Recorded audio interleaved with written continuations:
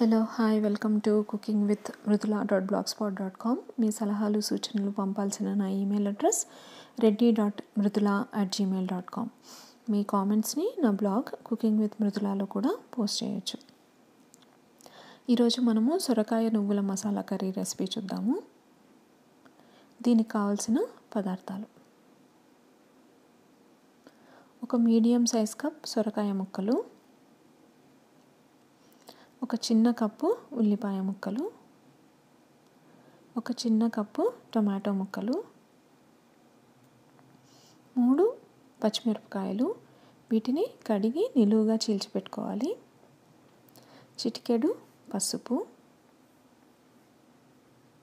తగినంత ఉప్పు,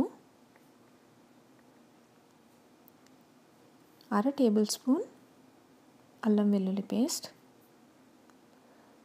1/2 table spoon కారము, 1/2 టేబుల్ స్పూన్ నువ్వులు, 1/2 టేబుల్ స్పూన్ పల్లీలు, 1/2 టేబుల్ స్పూన్ కొబ్బరి పొడి, 2 ఎండుమిరపకాయలు, వీటిని అంగుళం ముక్కలుగా చేసి పెట్టుకోవాలి, 1 టేబుల్ స్పూన్ నూనె, 1 గ్లాసు నీళ్ళు, కొన్ని కరివేపాకు రెబ్బలు, కొద్దిగా తరిగిన కొత్తిమీర. ఇప్పుడు తయారు చేసే విధానాన్ని చూద్దాము.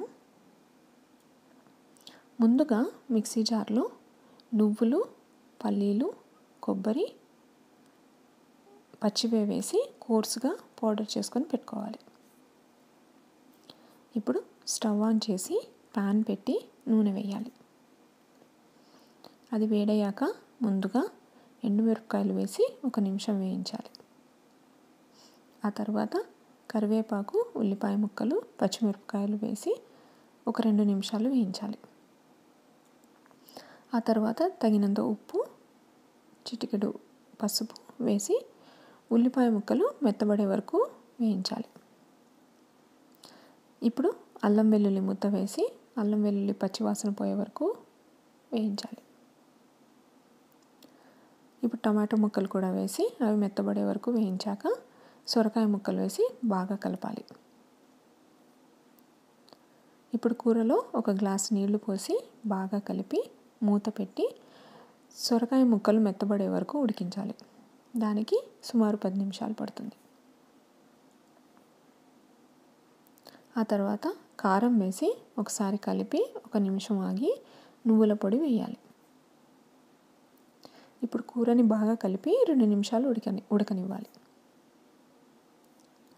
కొత్తిమీర వేసి బాగా కలిపి స్టవ్ ఆఫ్ చేసేయాలి. అంతే, ఎంతో టేస్టీ సొరకాయ నువ్వుల మసాలా కర్రీ రెడీ. ఇది వేడివేడి అన్నంతో, చపాతీతో చాలా చాలా బాగుంటుంది. మీకు ఈ రెసిపీ నచ్చిందని అనుకుంటున్నాను. ఈ రెసిపీ డీటెయిల్డ్ స్టెప్స్ నా బ్లాగ్ కుకింగ్ విత్ mridula.blogspot.comలో కూడా చూడొచ్చు. ఇంకో రెసిపీతో మళ్ళీ కలుద్దాం. అంతవరకు సెలవు.